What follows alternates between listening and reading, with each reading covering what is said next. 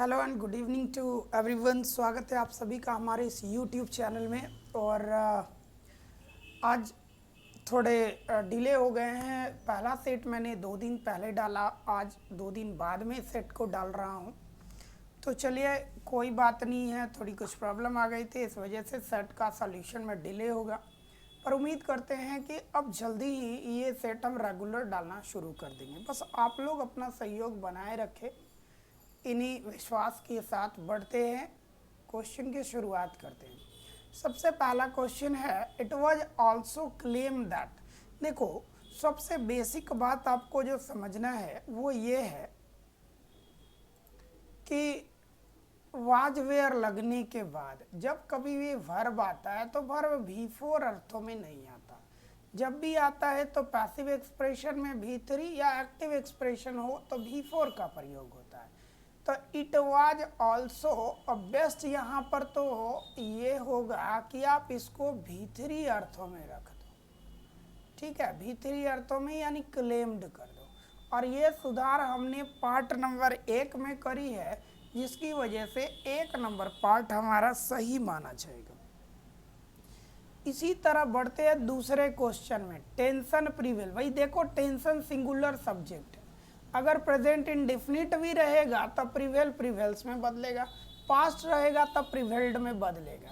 इतनी आगे बढ़ते हैं तो देखते हैं कि ये पेल्टेड दिया हुआ है जो कि भी2 दिखा रहा है, यानी पास्ट दिखा रहा है। तो सारे वाक्य एक ही टेंस में होंगे। यहाँ भी पार्ट नंबर 1 ही आपका गलत है, सही करना होगा तो प्रीवेल को प्रिवेल्ड में बदल दो। ठीक है, सही हो जाएंगे। बढ़ते हैं नेक्स्ट क्वेश्चन की तरफ। अगला क्वेश्चन है, Sunita was musing memories of the past. देखो, ये जब हमने प्रीपोजिशन की प्रैक्टिस कराई तो वहाँ पर इसके बारे में बात करी थी कि म्यूज के साथ ऑन प्रीपोजिशन लगता है। इसका मतलब होता है याद ताजा करना। ठीक है, तो Sunita was musing memories of the past, यानी सुनीता क्या कर रही थी कि पास्ट की जो भी मेमोरी थी, ठीक है, उसको ना वो ताज़ा कर रही थी, उसे याद कर रही थी। नेक्स्ट कह रहा है कि Karishma has not been able to recall. तो has not been able to recall यानी हैज़ नॉट आया है तो आने वाले कंडीशन में भी3 ही अप्लाइड होगा। ठीक है, तो वेयर अब कहाँ लगाएंगे? तो हैज हैव तो ऑप्शन में दिया नहीं, ई भी नहीं है, ई में भी नहीं है, ई में भी नहीं है, तो फिर ये वाला ऑप्शन डायरेक्टली लगा दो, वेयर शी लिव्ड। ठीक है, ये तीनों इसलिए नहीं लगा सकते क्योंकि अंत भाग में फुल स्टॉप कॉमा डिसाइड नहीं किया। अगर क्वेश्चन मार्क लगा होता तो शायद ये तीनों में से कोई एक होता, नहीं है, इसलिए ऑप्शन संख्या 4 हमने आंसर के रूप में चुना है। अब आगे बढ़ते हैं। अगला वर्ड है विविच्ड। ये थोड़ी स्पेलिंग एरर है, ये टी नहीं, ये आई है। विविच्ड, विविच्ड का मतलब होता है आकर्षित करना, सम्मोहित करना, सम्मोहित या आकर्षित। सिमिलर इन बोल रहा है, सिमिलर इन बोल रहा है, यानी we are talking about synonym. तो सिनोनिम हो जाएगा कैप्टिवेट। कैप्टिवेट का मतलब भी होता है मोहित करना, मोहित करना। डिस्गस्ट का मतलब होता है घृणा करना। प्रिवेंट का मतलब होता है रोकना। और एक और मीनिंग आपका आता है टर्न ऑफ। तो basically turn off the radio बोलते हैं हम लोग। टर्न ऑफ का मतलब होता है बंद करना। ये ऑफ सिंगल नहीं है, ओ डबल एफ होता है, टाइपिंग एरर है, ये सिंगल वाला कोई मीनिंग नहीं होगा। अगला बढ़ते कमोशन। कमोशन का मीनिंग होगा शोरगुल। कमोशन का मीनिंग होगा शोरगुल। अब देखो, शोरगुल मीनिंग जब आ गया तो बाकी सारे ऑप्शंस को देख लो। फर्स्ट का मतलब भी बतंगड़ शोरगुल सेम ही बात होता है। काम का मतलब शांत, और क्वाइट का मतलब भी शांत, और साइलेंस का मतलब भी शांत। ये तीनों का एक मीनिंग है, शांत। अब आंसर ढूंढना है, क्वाइट इजी, बहुत ही आसान है, ऑप्शन संख्या ए। कोई दिक्कत? नेक्स्ट वर्ड है आपका शैगरीन। शैगरीन का मतलब होता है शर्मिंदगी। शैगरीन का मतलब शर्मिंदगी। सेम मीनिंग एम्बैरेसमेंट भी होता है।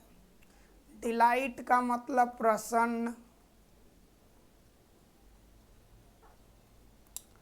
प्लेजर का मतलब आपका खुशी।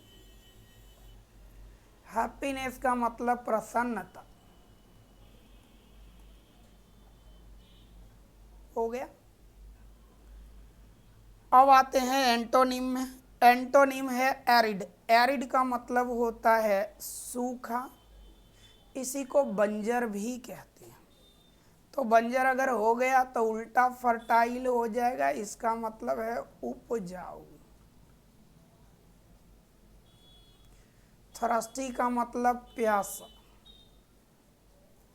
डेजर्ट का मतलब होता है छोड़ना। और डस्टी का मतलब होता है गंदा, धूल भरा। ठीक है।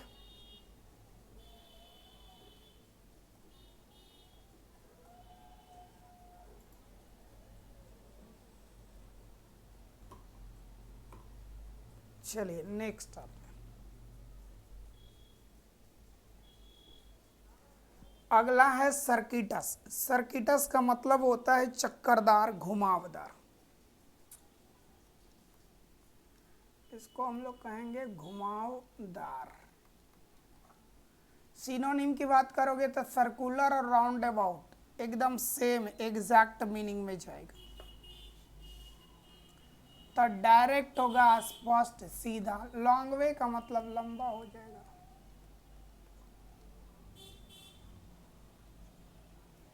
अपोजिट का मतलब होता है तर्कपूर्ण। रेलेवेंट का मतलब भी सेम होगा। इन अप्रोप्रिएट, अनुप्रयुक्त, यानी सुटेबल का मतलब उचित, सही। और टाइमली मतलब भी सही होता है। ये पंक्चुअलिटी के अर्थ में ये वर्ड आ रहा है। सही मीनिंग की तरफ जाएंगे तो तर्कपूर्ण का उल्टा अतर्कपूर्ण, अनुपयुक्त, अजरूरी। चलिए आगे बढ़ते हैं। On the wrong side of 60 का मतलब होता है, रॉन्ग साइड और राइट साइड होता है। राइट साइड अगर हो गया तो 60 के नीचे, और रॉन्ग साइड हो गया तो 60 के ऊपर। मतलब 61 के ऊपर जितने भी एज ग्रुप हो गए on the wrong side of 60 हो जाएंगे। एक वाक्य का मतलब है आसान कार्य। तनिषा इसका भी हिंदी लिखते हैं। 60 वर्ष से ऊपर। आसान कार्य कौन बताएंगे? Something very easy, option D हो जाएगा। कहता है the finance minister has acknowledge that the challenge before the government now are. अब देखो कि इस पूरे वाक्य में सब्जेक्ट तुम्हारा था द चैलेंज, और ये चैलेंज कैसा है? सिंगुलर है। तो ये आर तो नहीं लगेगा बाबू, प्लूरल है। यहाँ वेयर भी नहीं लगेगा, प्लूरल है। अब देखो विल के बाद 2 + V1 नहीं आता है, खाली V1 आता है। तो ऑप्शन संख्या सी सही हो जाएगा। अगला है फॉर ए चेंज, एक बदलाव के लिए। Performance and not political expedience seem to have dictated the nature. अब इसमें आपको क्या देखना है? तो सबसे पहले परफॉर्मेंस यानी ये सब्जेक्ट बना, चूंकि ये तो एंटीसीडेंट है, इसका सब्जेक्ट से कोई लेना देना नहीं। मुख्य सब्जेक्ट आपका परफॉर्मेंस है। अब परफॉर्मेंस कैसा सब्जेक्ट है? तो सिंगुलर सब्जेक्ट है। जैसे ही सिंगुलर सब्जेक्ट हुआ तो ये वाला वर्ब भी सिंगुलर हो जाएगा। तो सीम तुम्हारा बदलेगा, सीम्स टू हैव। किस में दिया है? तो ऑप्शन बी में दिया है। सुधार करेंगे, सही हो जाएगा। Words which are opposite in meaning, ये तो अभी प्रैक्टिस किए हैं भाई। Synonym, antonym. सिनोनिम का मतलब एक जैसा, इसको बोलते हैं पर्यायवाची, और पर्यायवाची है पर्यायवाची जो भी है। होमोनिम्स और सीडोनिम्स। सीडोनिम्स का मतलब होता है छद्मनिम,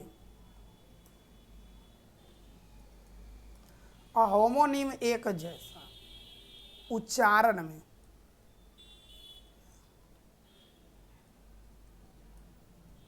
उच्चारण में। हाँ, अगला वर्ड कह रहा है कि हैपनिंग एवरी सेकेंड ईयर, हर 2 साल पर। 1 साल पर होगा तो एनुअल, और 2 साल पर अगर हो जाएगा तो यही बदल जाएगा आपका बायनियल। इसका आता है द्विवार्षिक। द्विवार्षिक। बाइलिंगुअल तो हो गया द्विभाषीय। आएगा बाइनोमियल तो थियोरम, साइंस वाला सबको पता है। आइएरियल मतलब रस्सी से संबंधित, एरियल व्यू।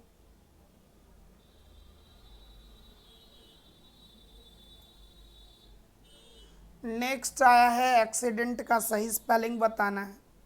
तो ACCIDENT, एक्सीडेंट। एक्सीडेंट का मतलब घटना, घटित होना भी होता है। अगला है एकम्प्लिश। एकम्प्लिश का मतलब होता है पूरा करना। सही मीनिंग होगा ACCOMPLISH। अगली वर्ड की तरफ बढ़ ले।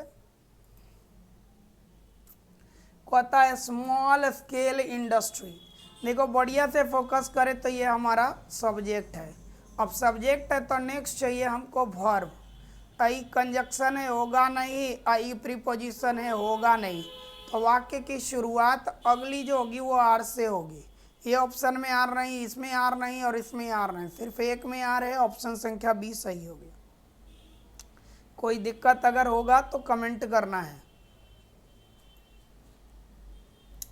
सपना, ए स्मॉल। स्मॉल क्या, फार्मर होगी। अच्छा, सबसे बड़ी बात है जो भी होगी, सपना अगर सब्जेक्ट है तो इसके लिए वर्ब सिंगुलर आएगा। ठीक है, तो वर्ब अगर सिंगुलर आएगा तो Sapna a small farmer grows groundnuts on her 3 एकड़ ऑफ लैंड। तो पहले आर, फिर पी, फिर क्यू, सब सीरियल नंबर में है। ऑप्शन संख्या ए सही। नेक्स्ट आते हैं। देखो ये एनडीए वगैरह कर रहे हो तो वहाँ बड़ा कारगर है, चूँकि एनडीए का एग्ज़ाम नज़दीक में, इसलिए मैं बार बार क्लोज पैसेज करा रहा हूँ। थोड़ा बढ़िया से फोकस करना। Religious ritual is the side of religion. तो रिलीजियस रिचुअल यानी कि धार्मिक रीति रिवाज जो है वो धर्म का एक अलग साइड है। तो धार्मिक रीति रिवाज जो है ना वो धर्म को चलता रखता है, जिंदा रखता है। तो जिंदा रखने वाले, सजीव रखने वाले टर्म में एक्टिव का प्रयोग कर देंगे। बी आपका सही आंसर है। अगला कहता है it is the behaviour with reference to empirical entities. तो कहता है ये ऐसा टर्म है जो एक बहुत ही ज़्यादा प्रभावशाली, बड़ी नामी गिरामी जो डिपार्टमेंट होता था उससे रिलेटेड है। तो सुपर लगा सकते हो यहाँ 22 में। 23rd कहता है empirical entities and scared object. It includes any kind of behaviour. इसमें कोई भी तरह का बिहेवियर शामिल किया जा सकता है, such as the of special clothing. ठीक है, तो ये स्पेशल क्लॉथ पहनने का तरीका, तो कपड़ा पहनना है तो वियरिंग हो जाएगा। सिंपल है, ये तो आसान था। And the emergence certain river, अलग अलग नदियों का उभरना। In the Ganga for instance, उदाहरण के लिए गंगा हो गया। Prayers, hymns, cradle, recitation and other form of reverence usually performed other people. तो परफॉर्म्ड हो रहा है यानी V2 V3 हो रहा है, तो किसका प्रयोग किया जाए 24 नंबर में? तो परफॉर्म्ड विथ लगा देंगे। In the public. कहता है it can include singing, dancing, weeping, crawling, starving, feasting, it is failure to perform these acts is considered a. और इस तरह के एक्ट में अगर आप असफल हो जाते, मतलब धार्मिक कार्य करने में असफल हो जाते हैं, तो इसी को पाप समझा जाता है, सीन जिसको कहते हैं। ठीक है, तो ये थे हमारे आज के सेशन है। मिलते हैं अगले सेशन में कुछ नए शब्दों के साथ, कुछ नए क्वेश्चन के साथ। तब तक के लिए जय हिंद, गुड बाय।